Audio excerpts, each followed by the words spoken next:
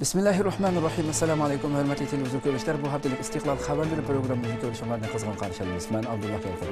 Hörmətli televiziya görüşlər aldığımız diqqətinizə bu hafta uzun olsun məqsədi xəbərlərimizin əsas məzmununu tanışdırırıq. Diqqətinizdə Xitayning namratlıqdan qutuluş planının guman qo'zg'ayotganligi haqidagi xəbərimiz. Shundaqla Qozog'istonlik Uyg'ur yozuvchi Ahmadjon Ashirining Idiqut nomli romanini tanıştırış fəaliyyəti Anqarada Qozog'iston bosh elchixonasida o'tkazildi. Shunaqla diqqətinizdə Belgiyada yuz bergan zanjirsimon portlatish hujum haqidagi xabarlarimiz bo'ldi. Bu vaqada 34 kishi o'lib, 250 dan ko'proq kishi yaralandi. Shundaqla Xitoy vatanimizda butun dunyoda sezib ketgan bu kommunizmdan iborat bu safsatini vatanimizda jiddiy shaklda singdiramiz deb chirpinayotgan bir paytda Polsha va Ukrainada kommunizmning zaharlarini jiddiy shaklda tozalash to'lqini harakati elib berilmoqda. Bu vaqtda bu va buningdan boshqa xabarlarimiz diqqatingizda bo'ldi. Diqqatinglar ekranimiz bo'lsin.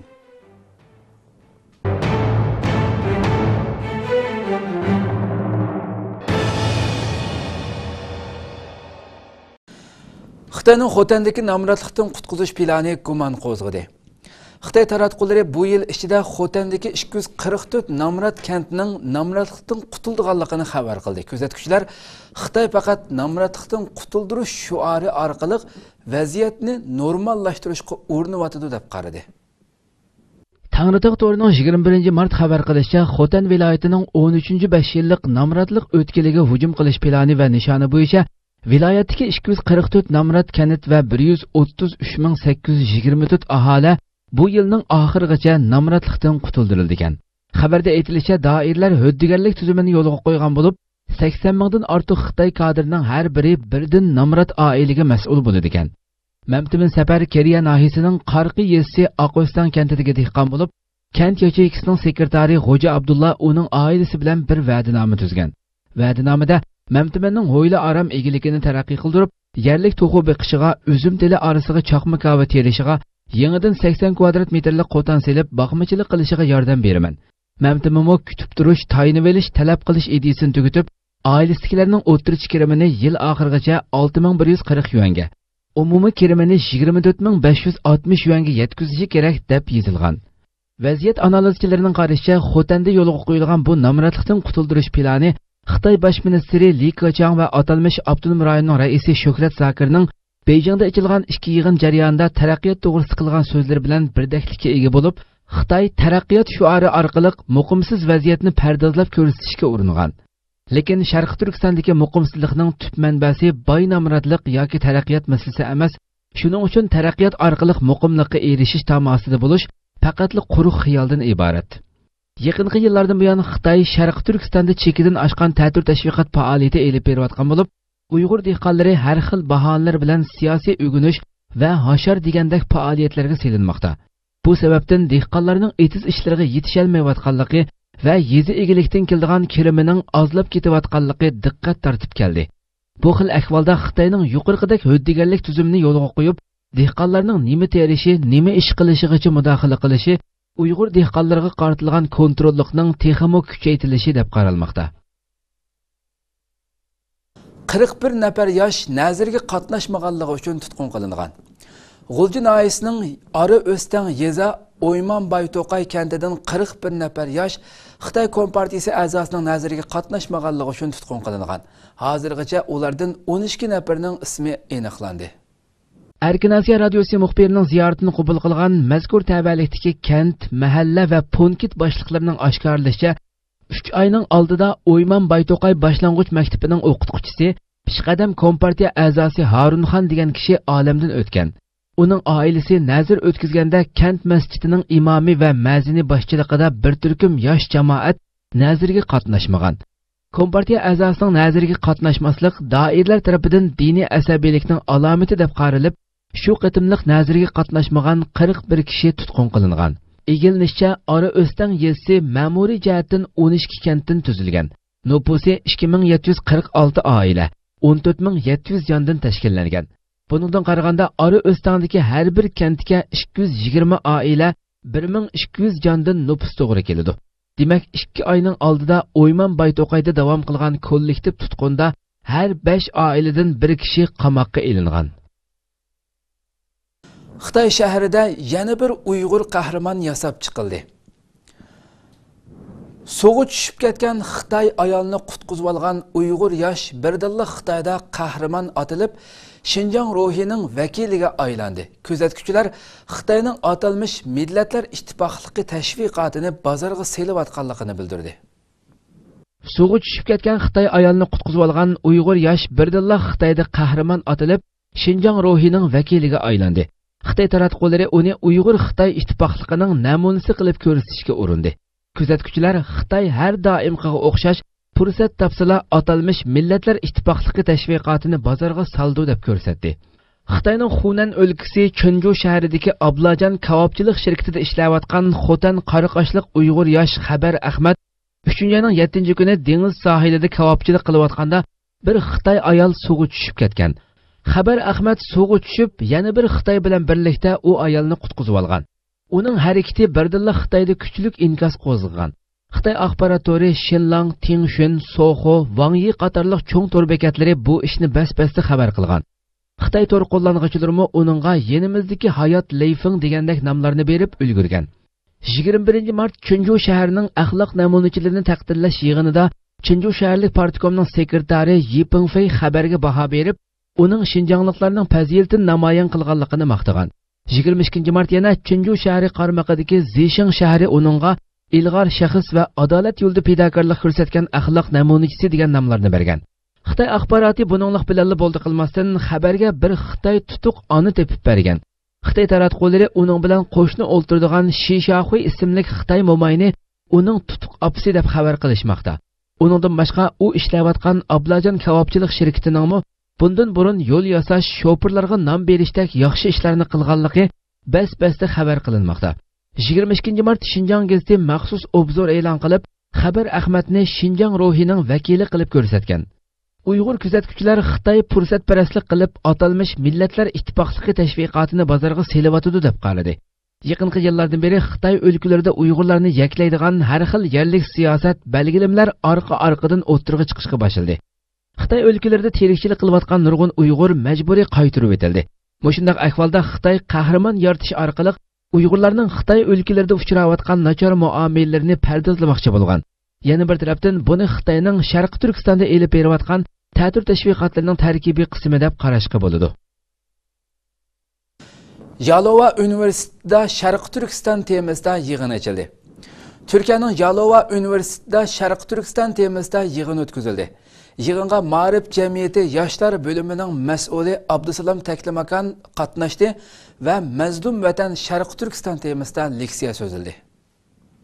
Turkiyaning Yalova universitetida Sharq Turkiston temasida yig'in o'tkazildi. Markaziy Istanbulda bo'lgan Sharq Turkiston Ma'rif hamkorlik jamiyati yoshlar bo'limining mas'uli Abdusalom Taklimakan taklif bilan yig'inga qatnashdi va Mazlum vatan Sharq Turkiston temasida leksiya so'zildi. Yig'in 17 mart payshanba kuni tushdan keyin 5 da boshlandi. Abdusalom apandi Sharq Turkistonning tarixi va Xitoy ishg'oliga tushib qolishi haqida to'xtalib, Sharq Turkistonning tarixdan buyon mustaqil mavjud bo'lgan bir islom diyori ekanligini yo'ritib berdi. Sharq Turkistondagi bugungi vaziyat Xitoyning diniy cheklama va bostirishlari, assimilyatsiya siyosati haqida ma'lumot berdi. Yig'inga ishtirok qilganlarning qizg'inligi alohida yuqori bo'ldi. Ko'ngildagidek unum yoritildi. Yig'in qizg'in kayfiyat ichida oxirlashdi. Hurmatli televizor biz bu vaqtda Sharq Turkiston Ma'rif hamkorlik jamiyati yoshlar bo'limining mas'uli Abdusalom Taklimakan apandan suhbat edib boramiz. O'zi hozir telefonimizda. Assalomu alaykum. Va alaykum assalom va rahmatulloh. Aldi bilan ziyoratimizni qabul qilganligingiz uchun ko'p rahmat aytamiz. Men rahmat aytaman. Abdusalom apandim, siz 17 mart Turkiyaning Yalova shahrida o'tkazilgan bu Mazlum vatan Sharq Turkiston nomli yig'inda leksiya so'zlab shu yerga qatnashdingiz. Mush yig'in haqida biroz ma'lumot bergan bo'lsangiz deb. Bu yig'in 17 mart kuni Yalova shahrining Yalova universitetida o'tkazildi. Xo'sh. Yig'inga üniversitenin okutlarından xili köp sanda okutlar qatnashdi. Yig'inga Turkiston haqida ma'lumot bilan boshlagan bo'ldik. Turkistonning hozir bugungi tarixiy, jug'rofiy ahvoli, andan keyin hozirgi vaziyatda musulmonlarning hozir yo'l olayotgan qiyinchiliklar, onun başka Türkistan Müslümanlarının ki Xitay tarafından yok kılınış xavfiga düşer bolganlygy hakda ma'lumot bergen boldum. Ondan cuma günü yana bir iş program boldu. Bu programda oxşasam Türkistan hakda ma'lumot bergen bolduq. Kısaca ma'lumotning ki jarayonimiz tamam oldu. Abduslam efendim siz şundaq yaşlarga alaqadar şuna yığınlarga mayli üniversiteler bolsun yoki boshqa bir jamiyatlar bolsun yaqinqi oxirgi zamonlarda oxirgi vaqtlarda ko'plab qatnashyapsiz. Yani har qaysi joylarda. Sizcha Turkiyadagi shu yoshlarningki mayli universitet o'quvchilari bolsun Sharq Turkiston masalasiga bo'lgan ma'lumoti qanchalikan yoki bak kamchilmikan yoki siz nimani his qildingizmi shu suhbatlarda? Türkiye yaşlarının ki Şarkı Türkistan hakkındaki malumatları yeterli derecede emas. Bu bir hakikaten de. Çünkü vatanımızın vaziyeti hakkında yaşlığa bilgen malumat yeterli derecede emas. Hoş. Şu bizge hazife verilgen vaqtida biz belki de çakılgan vaqtida malumat bürotumuz hatta Türkistan'a alakadar kılı biraz bilgenlerimi Türkistan hakkında hizmet kılınır. Türkistan'daki zulümün azdır köptür haberdar boğazlamı. Bazı tehditlerine ayardaki bazı bir tanınki planlık sisteminde kaldırılıp bırakan aksiyasi hareketlerden habersiz. Hoş. O yerdeki Xitay'nınki bunçilik vahşileşip ketkenliginden Xitay'nın bu kadar rehimsiz bu ketkenliginden Türkiye Müslümanlarının köpüncesi habersiz hatta bazıları müstahişim bulamda o akıllı kabul kılamaganlığı kıllasını ötmenliği zaten dünyada müstahişim bulamda degen birinci asırda yaşavasakmış degen birinci asırda müstahişim bulamda bir yerde insana müstahişim zulüm kılamda diyendek olanınki inkasını ağam bulduk.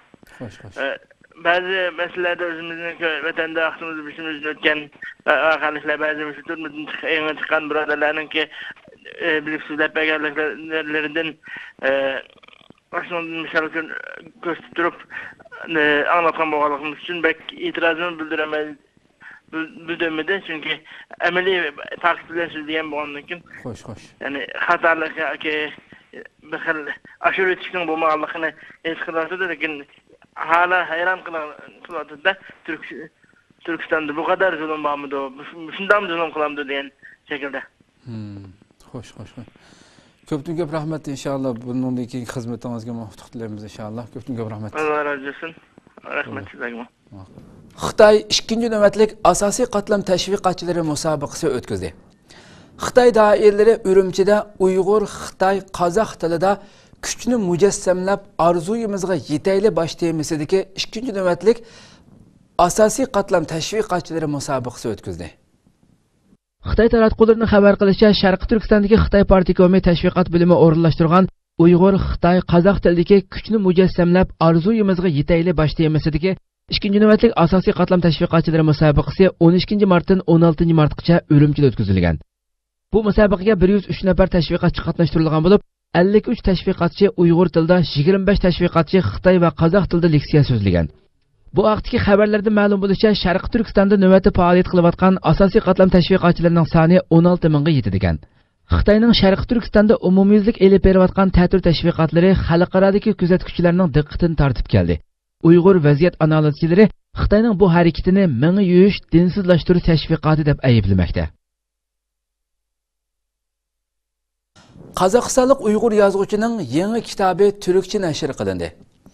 Qozog'istonning Anqara turishliq bosh elchixonasida Qozog'istonlik danglik Uyg'ur yozuvchi Ahmadjon Ashirining Idiqut nomli romanini tunishtirish murosimi o'tkazildi.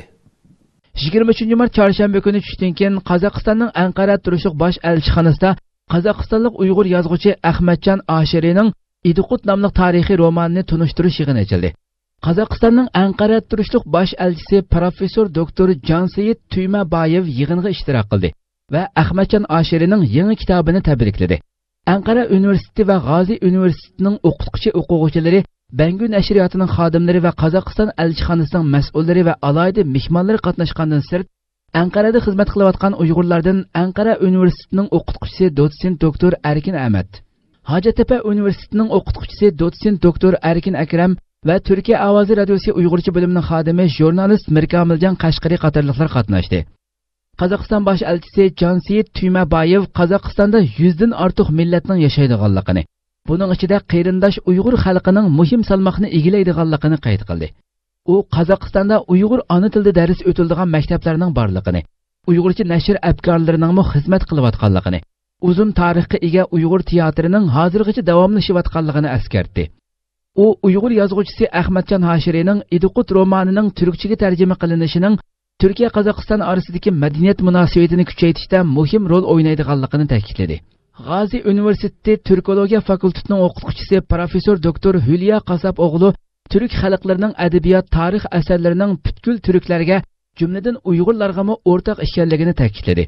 Türk Cumhuriyetlerinde taraqqiy qilgan Uyg'ur adabiyot tarix asarlarining butun Uyg'ur adabiyot tarixining muhim tarkibiy qismi ekanligini, buningda Ziyo Samadi va Ahmadjon Hashiri, Xelil Hamrayev qatorliq yozuvchilarning singdirgan ajrining muhim o'rinda turadiganligini bildirdi. Oxirida so'zga taklif qilingan Ahmadjon Hashiri Idiqut nomli asarini yozish jarayoni haqida qisqacha to'xtalib, kitob ustida 20 yil izlanganligini, buning ichida 9 yil xom material to'plaganligini, buning uchun G'arbda Vengriyaga, Sharqda Mongoliya va Xitoyning Beijing shahrigacha borganligini aytdi. Ahmadjon Hashiri 1938-yili Qozog'istonning Olmuta viloyati Shalak noyasida tug'ilgan. Qozog'iston davlat universitetini bitirgan. Qozog'iston yozuvchilar birlashmasiga qarashli Uyg'ur adabiyoti bo'limining boshlig'i va Qozog'iston yozuvchilar birlashmasining muavin boshlig'i qatorliq vazifalarni o'tagan. Uning Idiqut nomli 2 pardalik drama asari 2014-yili turkcha nashr qilingan. Assalomu alaykum, rahmatulloh, barakatuh. Qarindoshlar, qalamdoshlar, kechiramiz sizlarni ko'rganim uchun bek xursandman.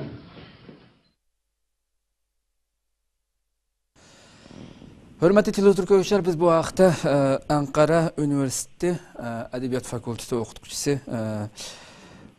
Doktor Erkin Ahmet bilan suhbat elib boramiz. O'zi hozir Ankara telefonimizda. Assalomu alaykum. Aleyküm assalom.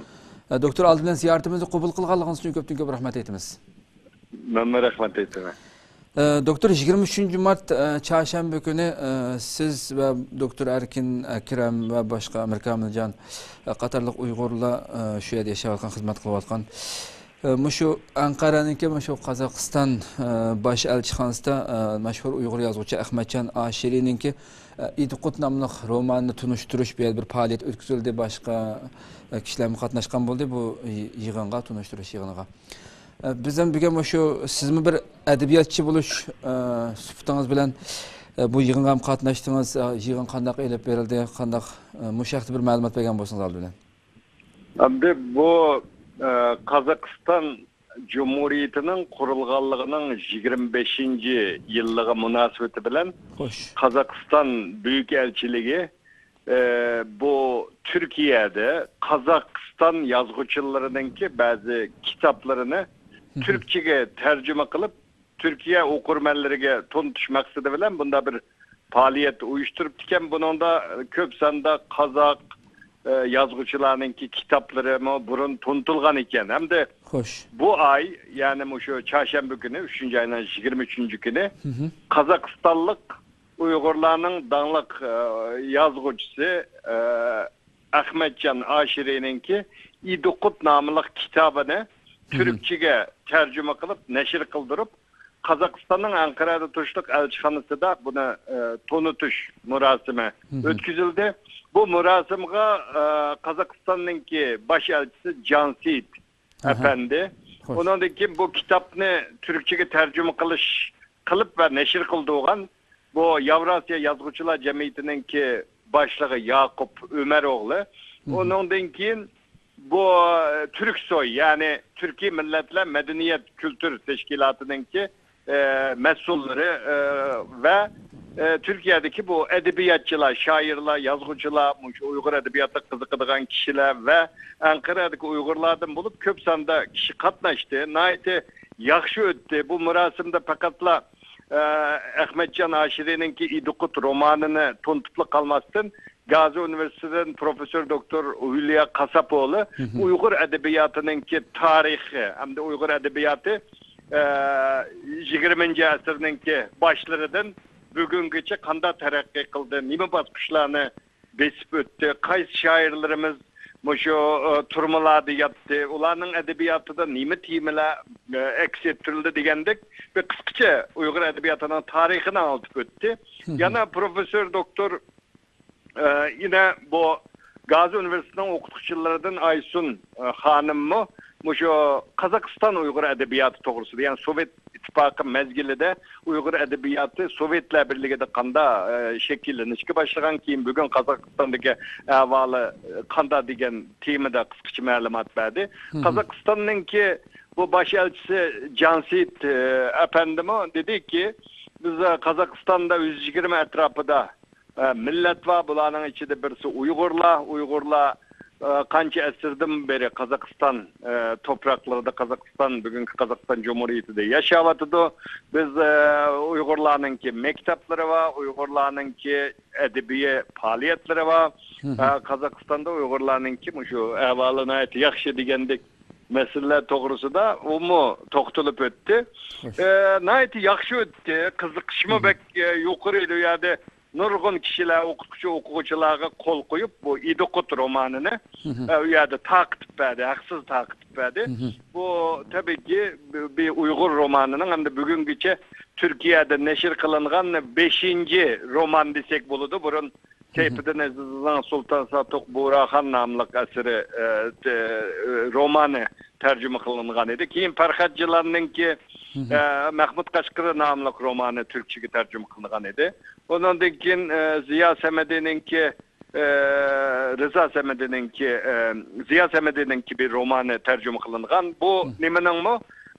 Ahmetcan Aşiri'nin mi bu? İkinci romanı Türkiye'de neşir kılgan. Şunun bilen Uygurca 5. roman Türk okurmenleri bilen yüz görüştü. Hoşmuş roman hakkında, İdokut roman hakkında gap kılıştım burun Ahmetcan Aşiri'nin kimlik hakkında biraz malumat vergen bolsanız, onun kendinden romanı hakkında. Nimelerni söyledi bu romanda? Ahmetcan Aşiri akimiz hem de bu biz burun ta 1980. yıllarda bu Kazakistan'da çıkan Yeni Hayat degen bu gizitki makalları bilen biz okuvçu vaktimizde tanışkan Ahmetcan Aşiri bilen biz Beycin'de okuyduk vaktidə Merkezi Millet Üniversitesi'de şu o vaktidə Yeni Hayat gizitisi de işletti.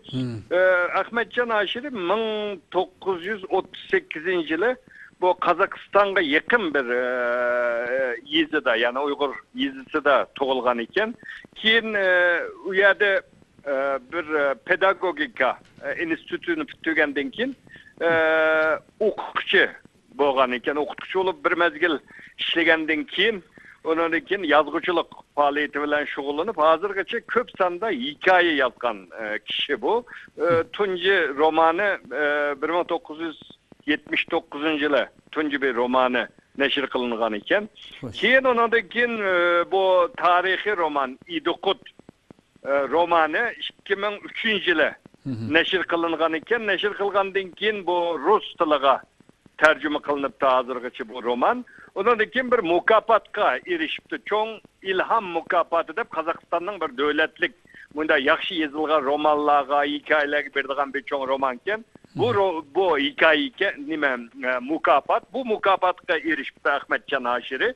Ondan keyin bu hikayeleri de burun köp hikayeleri neşir kılınan bu hikayeleri Ukrayna tiliga, ondan keyin Vengriya tiliga, ondan keyin Xitaycha, Mongolcha, Kazak, Kırgız, Özbekçe, nurgun tillarga bu hikayelerime tercüme kılınan bir mezgil 1985. yılı bu Kazakistan Yazgıçılar Cemiyeti'nin muavin reisi bulup saylanıp bir mezgil muavin reislik vazifesine ötügen. Hem de hazır şu mahsus yazgıçılık bilen şugullanıp İdokut romanını 20 yılda yazıp çıkartılığını dep öttü. Şu 10 yıllık materyal topladım. 10 yıl yazdım. Şunun bilen 20 yılda bu eserimni pütküzdüm dep İdokut romanı hakkında bu yerde malumat bergen boldu. Hem de bu Ahmetcan Aşiri 1992. yılı bu İstanbul'da açılgan Şarkı Türkistan kurultayına katnaşkan. Bu fakatla yazgıçılar emas, şu Uygurlarning takdiri, Uygurlarning keleceği üçün başqa turib kelayotgan ziyolilardan biri. Hem şu Uygurlarning siyasi faaliyetlerine hazırgacha aktif qatnashib kelgan dаңlıq yazgıçılardan biri. Xo'sh. Endi kitob haqida biroz to'xtalgan bo'lsangiz oxirida.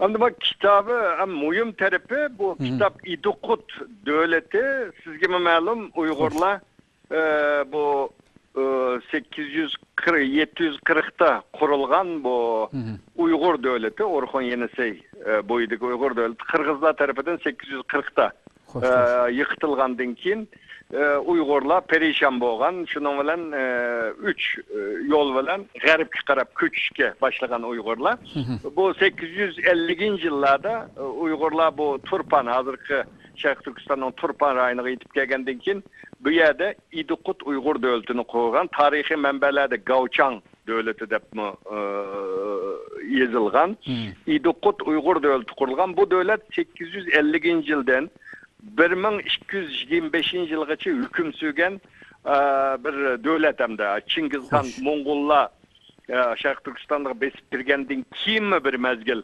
müstakillığını davamlaştırgan bir devlet. Bu Uygur tarihinde nayet mühim bir mezgil bu. Altın devri deyişki buldu Uygurlarının. Ama bu tadı yaxşı bilinmeydi o.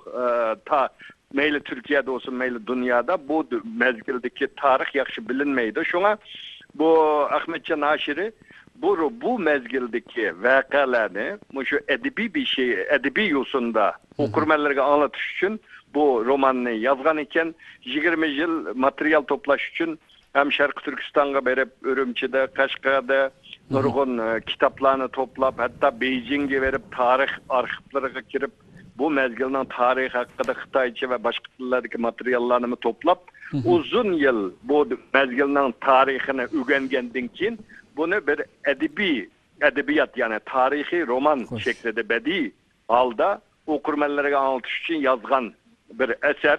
Bu eser nayet mühim Türklerime belki kızıkıp nem kıldım da bu mezgil Uygurlarınki köçmen hayatıdan yerleşik hayatı ötüp bu mezgilde hem de Turpan İdukut Uygur devleti mezgilde parlak medeniyetlerini yaratkan hatta bu mezgilde şu hazırki bankçılık Türklerdeki şu bankçılık'nın şu mezgilde peydağı çıkanlığı bağcı onundan keyin nurgun ticari muamelelerinin şu mezgilde oturuğa çıkanlığı doğrusu da menbeler var.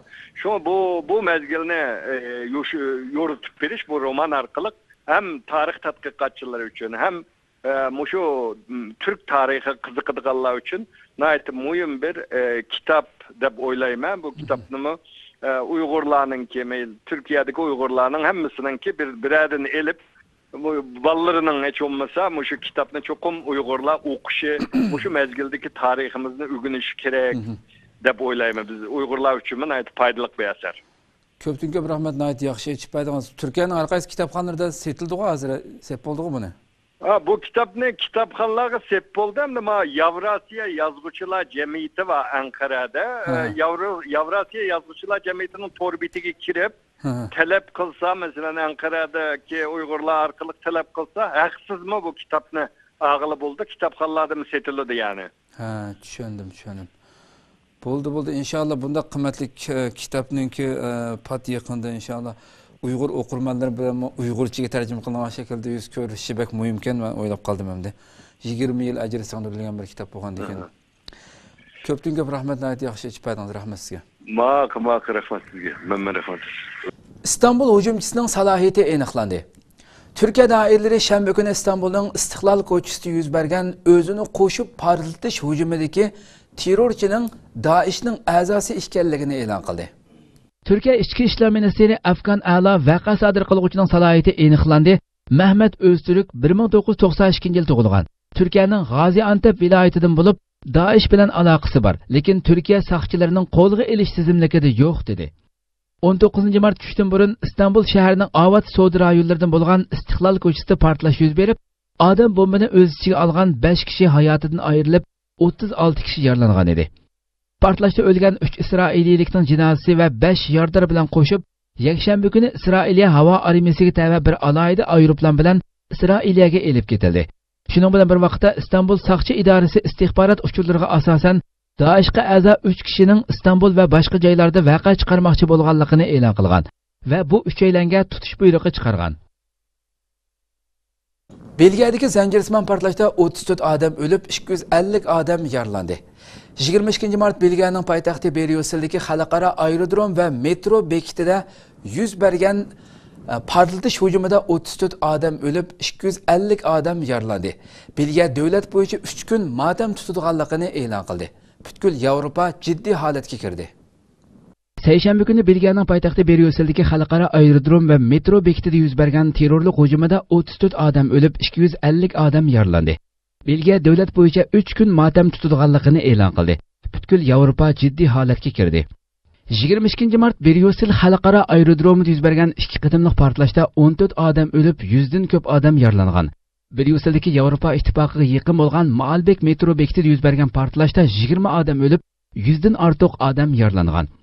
Portlashdan keyin Bryusseldagi butkul ommaviy qatnash to'xtatilgan. Butkul Yevropada bexatarlik ogohlantirish darajasi o'stirilgan.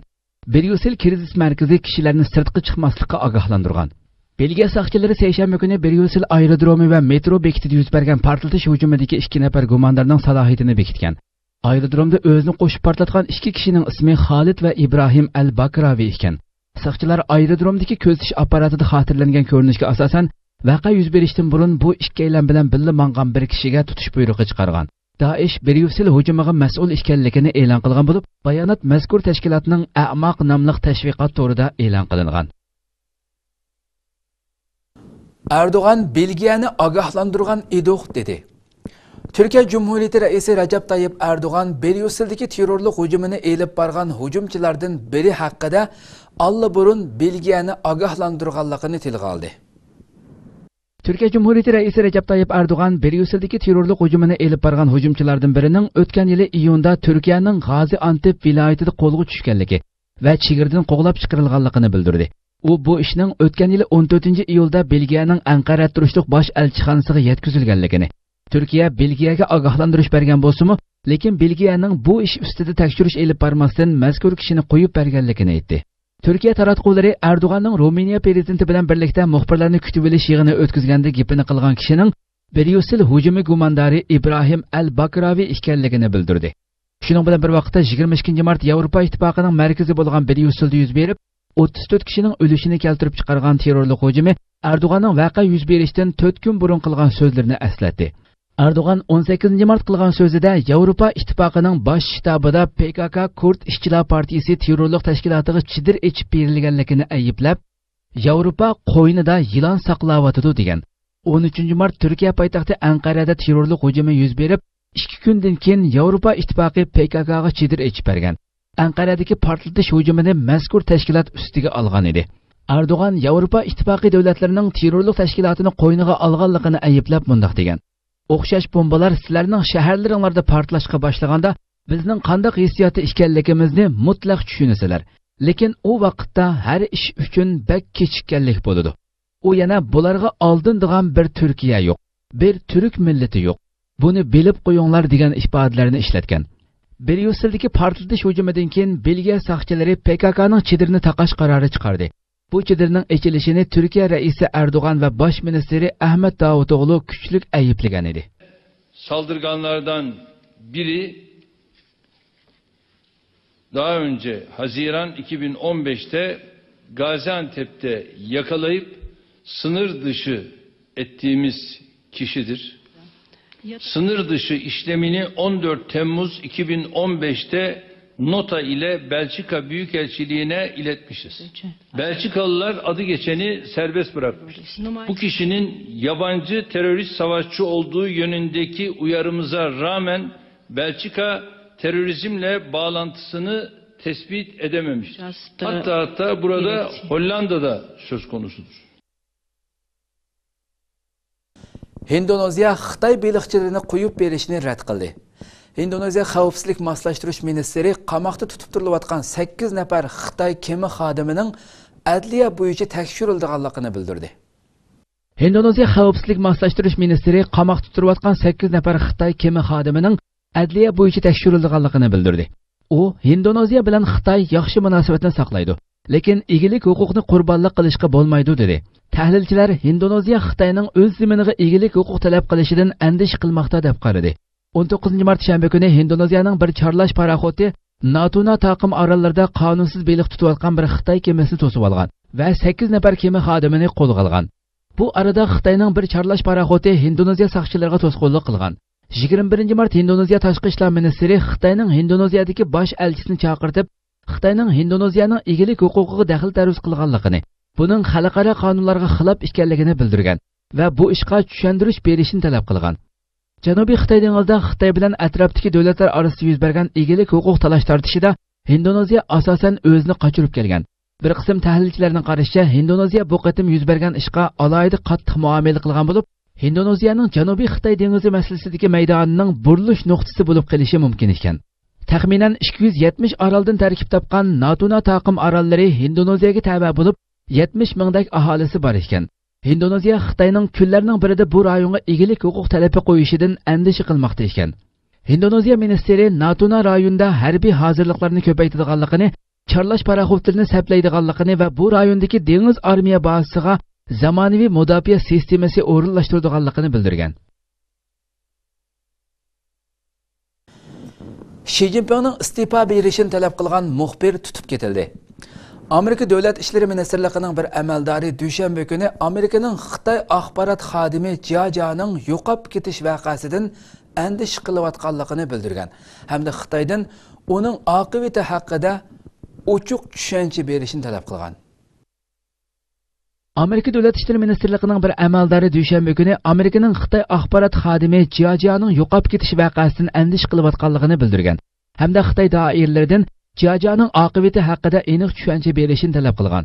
Bundan burun xalqaro kechirim tashkiloti, xalqaro muxbirlar birlashmasi qatorliq xalqaro tashkilotlar bayonot e'lon qilib, Jiajianing yo'qolib ketishidan qattiq andish qilayotganligini bildirishgan hamda Xitoydan uning oqibatiga aloqador uchurlarni e'lon qilishni talab qilgan. Hong Kongda o'ltirishliq muxbir Jiajia 15 mart Beijingdan Hong Kongga mang'ucha Beijing aerodromida yo'qolib ketgan. Uning advokati 20 mart kuni uning soqchilar tomonidan tutib ketilganligini jazmlashtirgan. Jiajianing yo'qolib ketishining Xitoy rahbari Xi Jinpingning istifa berishi talab qilib yozilgan ochiq xat bilan munosabatli ekanligi ilgari surilmoqda.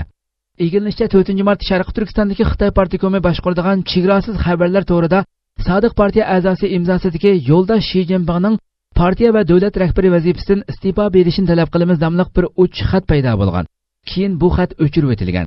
Egilinishcha bu ochiq xat voqeasi sababli hozirgacha kam deganda 5 kishi yo'qolib ketgan bo'lib, Jiajia shularning biri ekan. Amerika amaldori yana Amerika va boshqa nurg'un davlatlarning 10 mart Birlashgan Millatlar Tashkiloti kishilik huquq kengashi yig'inida birlashma bayonot e'lon qilib, Xitoyni ayblaganligini tilga olgan hamda bu xil harakatlarni qabul qilg'ili bo'lmaydiganligini, buning xalqaro jamiyatning kutganiga uyg'un kelmaydiganligini bildirgan. Xitoy yaqinqi yillardan buyon Xitoy siyosatini tanqid qilgan faoliyatchilar, advokatlar va muxbirlarga qarata bostirish elib berayotgan bo'lib, 2015 yili 5-oydan buyon oz deganda 250 muxbir, advokat va faoliyatchi tutib ketilgan. Polsha va Ukrainada kommunizmning zaharlarini tozalash to'lqini. Polsha 27 yil burun Kompartiyaning hukmronligini oxirlashtirgan. Yaqinda Polsha bilan Ukraina kommunizmning qoldiq zaharlarini tozalash uchun tirishchanlik ko'rsatishga boshlagan. Polsha 27 yil burun Kompartiya hukmronligini oxirlashtirgan. Garchi xili burunli kommunizmni tozalash faoliyatlari boshlangan bo'lsa-mu, hozirgacha kommunizmning qoldiq zaharlari saqlanib qolgan. Yaqinda Polsha bilan Ukraina kommunizmning qoldiq zaharlarini tozalash uchun tirishchanlik ko'rsatishga boshlagan. Amerika ovozi to'rining 21 mart xabar qilishicha, Polsha parlamenti yaqinda qarab chiqilayotgan kommunizmni tashviq qilishni cheklash qonuniga tuzish kirgizgan. Polshadagi har darajalik doiralar chuqum 1 yil ichida ommaviy so'rovlarda kommunizm bilan aloqasi bor bo'lgan har xil ismlarni amaldan qoldirishi kerak ekan. Bular Kompartiyaga aloqador kishi ismi, tashkilot, vaqa, chisla hamda kommunizmga vakillik qiladigan har xil tashviqot va simvollarni o'z ichiga oldi ekan. Navbatda Polshada Sovet armiyasining haykalidan taxminan 100 dona bor bo'lib, Polsha hukumatı maxsus qonun turg'izib, bu haykallarni bartaraf qilishni planlagan. Shuning bilan bir vaqtda Polshaning qo'shnisi bo'lgan Ukraina mo kommunizmning ta'sirini yo'qotish faoliyatlarini kuchaytirgan. 2 yil burunla Ukrainada keng ko'lamlik Lenin haykalini chiqish harakati boshlangan. Yaqında Ukrainaning Zaporojye shahridagi 20 metrlik Lenin haykali chekib etilgan bo'lib, bu Ukrainadagi eng egiz Lenin haykali ekan. Ukraina parlamenti yaqinda buyruq tushirib, davlat bo'yicha 150 dan ko'proq yezi kanit va aholilar rayonining ismini o'zgartirishni talab qilgan. Amerika turishli Xitoy iqlim masalalari mutaxassisi Lanshu qonun orqali kommunizmni cheklash, kommunizmni oxirlashtirish, qoldiq ta'sirlarini taltukis yo'qotishning intayin muhimligini bildirgan. Uning qarashicha, qonun orqali kommunizmni man'iy qilish insoniyat madaniyatini qo'g'diganlik va namoyon qilganlik hisoblangan. Uyg'ur musulmonlarimi Allohning izni bilan pat yaqinda vatanimizdagi kommunistlarning hokimiyatini va ularning haykallarini o'rib tashlaydi. Hürmetli televizyon görüşler, şuna qilib bu haftalik istiqlal xabarlari programımız bu yerda oxirlashdi. Kelar qadimgi programmamizni ko'rishgacha sizlarni Janobi Allohga topshiramiz. Program oxirida ekran orqasidagi barliq gruppadagi qarindoshlarimga ko'pdan ko'p rahmat aytaman. Assalomu alaykum va rahmatullohi taala va barakatuh.